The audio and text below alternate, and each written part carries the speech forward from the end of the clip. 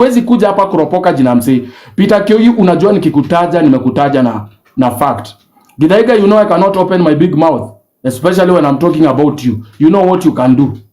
So when I call you, you know, hapa nani ka ukweli. Big Daddy, I can't mention you on things I do not know. I have to have facts. Anything that actually will prove beyond doubt. Zelek Momanyi alikuwa kwa scene. Kitu ya kwanza mnafaa mjue hivyo. Wakati anasema pali nani alikufia, mtu wa Ndudhi anakataa kabisa. Si hapa, hakukufia hapa. Hapo ni mahali tofauti na ni mbali sana. Kwa sababu gani? Yeye ndiye aliwabeba. Na yeye ndiye anajua. Yeye ndiye akona M-Pesa transactions. Zelek Momanyi alijaribu kumake almost 6 calls. 7 calls, 8 calls. Zote tuko na screenshots. So you want to tell me this Zelek Momanyi is not the same person who was calling, it's a spirit. Kama nadanganya. CCTV footages as deleted, naturally they have not deleted because it has not been 3 months yet. CCTV will delete automatically after 3 months. Those footages are still there. Stop buying my story then. Go and get the CCTV footages. Hizi kuja kubonga stories za jaba hapa. Mungu moja mbele ya Mungu. I am a father.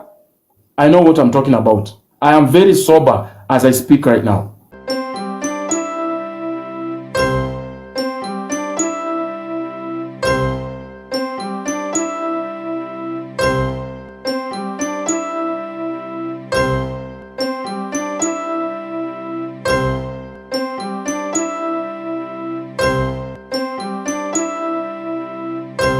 Hi guys, I hope mko salama. You guys are doing good. Mimi pia niko salama. Safeguarding Officer Jeff. Karibuni sana katika hii video ambaye inasumbua na inakera sana. My brother TWD, Truthwatchdog, amekuwa akiongelea kuhusu hii issue ya the late young man CHIRA Brian. And I don't know ni kwa nini hii issue haichukuliwi serious. And kama safeguarding officer niko na concern because hapa we lost a university student. I meant to understand CHIRA was in university at some point. Sijui alidrop, sijui alifukuzwa, sijui fees, but he was a university student. Kwa hivyo alikuwa ni mwanafunzi. But also CHIRA was a young man full of potential, full of a promising future. His life was just cut short. Whatever the circumstances, whatever happens. But kuna kitu mimi ningetaka leo kuongelea kuhusu issue ya Brian CHIRA.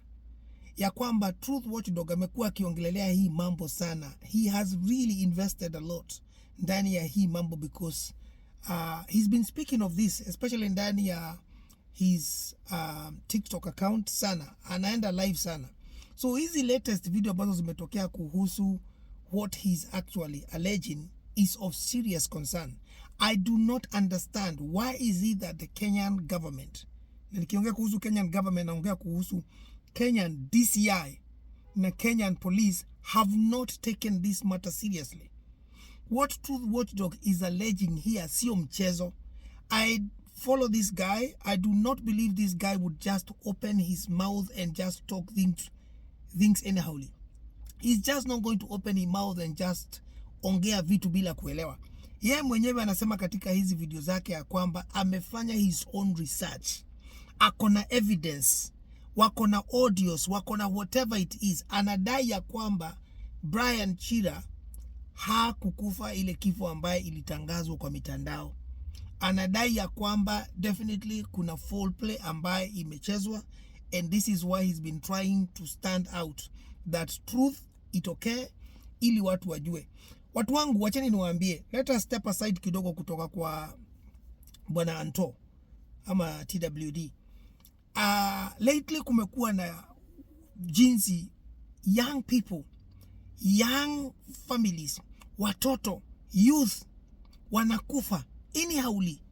Ukiangalia kama wasichana, a lot of them tumewa lose lately, the last couple of few months. Wasichana kwa Airbnb wanauawa. Sister Kanyari, you know, Wahoo, and many others kwa Airbnb wanaenda tunakuta wameuawa. Wamefanywa nini? Why are we allowing this to happen in this day and age? This should never happen. The Kenyan government must act immediately and fast to protect young people, to protect children, to protect families. Hakuna mtu anafaa kuwa amepoteza maisha yake kwa sababu ya kitu ambaye inaweza kuzuiliwa. If somebody has passed on to glory kwa sababu amekuwa mgonjwa, ameugua, amefanya nini, amekuwa kwa hospitali, amejaribu kuangaliwa na madaktari, wamejaribu kumtibu na eventually ameaga, there's nothing we can say. There's nothing we can do but to thank God because of their life that far. Kwa sababu madaktari wamejaribu, kila mtu amejaribu. But hii idea eti mtu anakufa tu kiholela, sijui ni kiholela holela, sijui ni ovyo, sijui ni namna gani. It's not acceptable. Why is any one of us taking this issue seriously? Ni kwa nini hatuna value na dignity of life? Life must be taken very precious. Ni kitu precious. Imagine if you and me were not here on planet Earth. Nobody would be here. So the world would come to an extinct. Because without human beings, that's it. So watu wangu, ukiangalia kama hii ni mambo, hiyo mambo ya wasichana kuuawa kwa Airbnb, ilienda tu ikanyamaziwa tu hivi. Now nobody knows what was said. Sijui kama kuna hizo laws ama guidelines ama nini ama za Airbnb ziliwekwa zimekuwa tightened. Nobody has been updated. It's not right. The government should hold people, accountable for these things. Kama ni laws ama ni guidelines ama ni policies zinafaa kuwa drafted za Airbnb, how they should work, what they should follow, protocols, all that must be put together. And this is kazi ya serikali. The government must put this in place.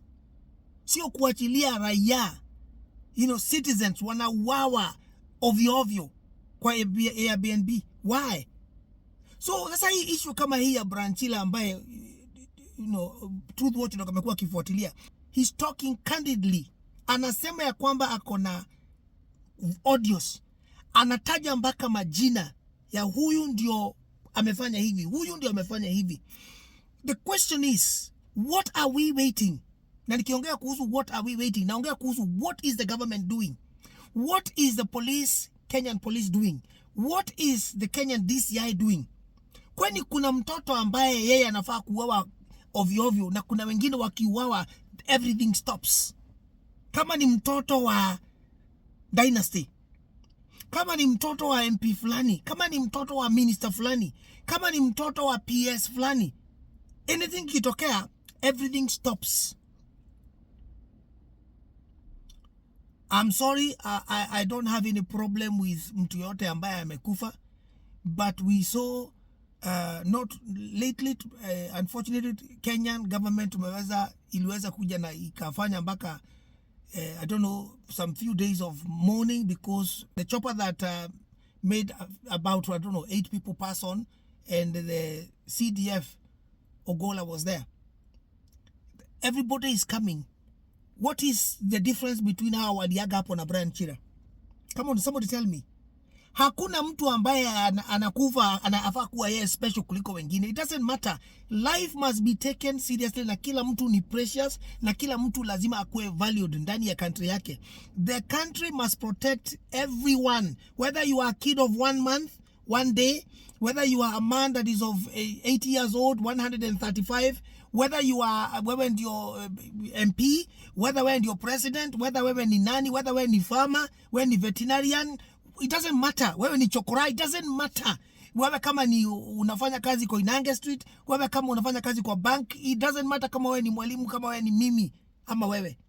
We must all be taken care of pamoja with the same respect and dignity, value of human life. Ni kwa nini kumekuwa na hii mambo everywhere? Because I am not ignorant that the DCI does not know hii issue. Eti ya kwamba Watchdog amekuwa akiongea sana kuhusu hii mambo ya Branchila and what he believes happened. You want to tell me that the DCI are deaf, are blind, hawasikii, hawaoni? Do they want people now to wachukue matawi waende kwa street wakaanze kufanya protest? Why do we have to wait until something ifanyike mbaya ndio tuweze kuact? Please, I think it's fundamental.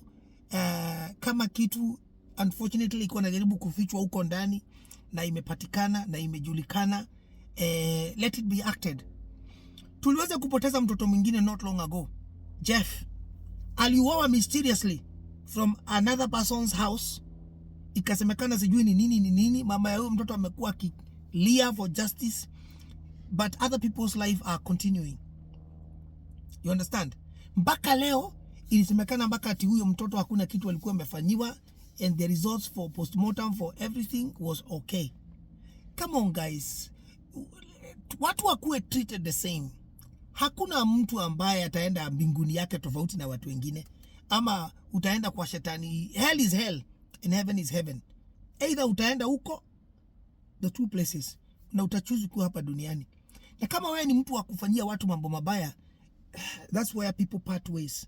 When people are going to heaven, you are going to on the other side. Because ukifanya kazi na shetani, ni lazima kutakuwa na hizo reward zake. Na ni kukua na yeye huko, kuchomeka kwa moto wa milele. That fire is not a joke. So I suggest we qualify and we change and we work with God. We stop working with the enemy.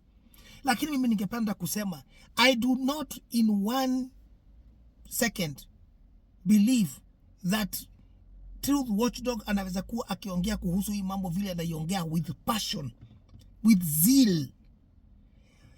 Kama hakuna kitu anajua, ama hata kama hakuna kitu ambaye inaonekana iko na tashwishi. The story of what was said on kwa mtandao, how CHIRA died, how he was hit by a car, whatever, imekuwa tatanishi. And the truth of the matter is, that is what it is. Otherwise, ni kwa nini mimi nasema another time, saa zingine, ni kwa nini kama hii si uongo? Because I'm telling you what Truthwatchdog is alleging is serious. Is a serious issue. Hii hata sio mambo ya defamation. No, this is serious. He's mentioning names. Anasema huyu ni mtu fulani, huyu ni ako hivi na hivi, huyu ndiye alifanya CHIRA hivi na hivi. Those are not some small mchezo. No. Guys, this is a serious issues ambayo inafaa kuchukuliwa serious, because hii ni kitu na ni ukweli. Na anasema kama unajua mimi ninaongea uongo, kwenda get your lawyer. Let them come and act on me. Go tell the police. Let them come and arrest me. This is Truthwatchdog. Hivyo ndivyo anasema. Guys, hii sio mchezo. It's not. When somebody akona hiyo audacity ya kusema, kutoa jina ya mtu, ana mention majina, anasema huyu mtu ndiye alifanya hivi na hivi, honestly they must have some sort of reason as to why they are making such serious. Because hii ni kitu ambaye sio mchezo, kukija kumention ya kwamba eti mtu alifanyia mtu mwingine hivi, mtu alifanyia mtu mwingine. And here we are talking about CHIRA kukufa.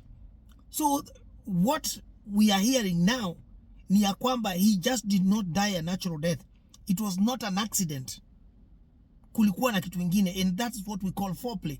But why would anybody want to maliza ama kuondoa CHIRA Brian from this earth? Nobody has the right.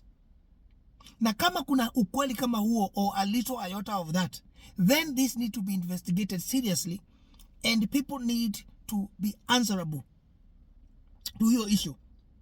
And once they are found capable of committing mambo kama hayo, they need to be put behind bars, ili hii ikuwe lesson kwa kila mtu. We cannot be losing young men and women. We cannot be losing potential individuals, wale ambaye hatujui wangekuja kukua nini. Mimi nilifanya video wakati Brian aliaga, nikasema this was a man that was full of potential, but his life is being cut short. He's gone too soon. Brian was mtu ambaye definitely yeye mwenyewe alikuwa na mambo yake like all of us. He had his own issues, he had his shares of problems na nini, but nani hana hapa duniani? We all do. But sio eti kwa sababu wewe uko na issues zako, ama wewe uko na hivi na hivi, lifestyle yako iko na hivi, wewe uondolewe. No, it's not right. So for me, I really need to say, ni vizuri watu wasikilize what Truthwatchdog anasema, Kwa sababu he cannot be lamenting like this without having understanding of what is going on. Let us assume Truthwatchdog hajui ni nini anasema. Mimi kama safeguarding officer, I usually say, the way I'm trained ndani ya safeguarding, afadhali uende ujaribu kuchunguza kitu, ujaribu kusafeguard mtoto ama a young person ama a family, ukute you don't need to safeguard them because there is no concern, kuliko ukatae put safeguarding measures in place, then the inevitable happens and then you find a disaster. That now is what we call a failure. Wewe ni mtu ambaye umekuwa trained na umefail. You have failed the society, you have failed the community, you have failed a child, you have failed a family, you have failed a young man or a woman, you have failed a youth, you have failed as an individual. Kwa sababu you have the potential, you have the ability, you have the know-how, you have the knowledge of putting that measure in place to ensure nothing happens, nothing bad happens, but you did not do your assessment properly. You did not think it was necessary for you to put measures in place to protect something from happening. And then, unfortunately, something happens. Afadhali, hivi Truthwatchdog anasema, DCI wachukue kazi yao, wachunguze, wa research, wakute what Truthwatchdog was saying is actually not ukweli. Ama hata kama vile alikuwa anasema kuna some sort of ukweli, but the truth beyond everything else is that Brian CHIRA alikufa na aligongwa na gari. Afadhali hivyo kuliko wakatae kufanya what people are saying, and then ikuwe actually he is telling the truth. He has his research and whatever he's saying is the truth. Hapo tutakuwa tulipoteza Brian for reasons that should not have happened, na tutakuwa na watu out there in the community that are killers. Wale watu ambaye wanaondoa na wana eliminate watu hapa duniani just because they can. And we cannot have such a society. So one more time, why don't you listen to what Truthwatchdog is saying, DCI, at DCI Kenya, at Kenyan police. Do what you need to do. Act on the information that he's got. Act on the information and whatever evidence he's saying he's got. Do your research and find out the truth. Why should there not be an inquiry of checking what is happening? What is it going to cost nyinyi kufanya hiyo kazi na ku-research? See, you guys, that is what you are there for. See, kwani kazi ya DCI na polisi ni gani? It is to check to such matters, right? Is to check to such matters. So I suggest they do that and they follow that through. So ili tusikuwe tunapoteza watu kiholela ama anyhowly. I don't know kama hiyo word ya kiholela ina match hapa ama namna gani. But either way, tusikuwe tuna opportunity kama hizi. We can't allow that to happen. So for me, I stand in for family. I stand in for young people to make sure that they don't our potezi just like that. We are not going to allow that. So tafadhali, anybody that is supposed to come and check about hiyo issue ya Brian CHIRA, kama hiyo sio ukweli, sio alikufa by hiyo accident, kuna watu walipanga njama na nini na wakamuondoa hapa duniani, they are supposed to have been arrested by now, charged and thrown away into prison. End of it. Hawafai kuwa hapa duniani because it's wrong and it is not okay for them to be wana zurura huko nje or else Brian amezikwa. It's not right. So watu wangu, that's what I just wanted to say. Please let people hear, let people learn, let people reason, let people listen for once. Kama kuna mambo mtu ameanza kusema anaelewa, akona report kidogo, akona information kidogo, akona idea zake, listen to the person. It's not going to cost you anything to listen.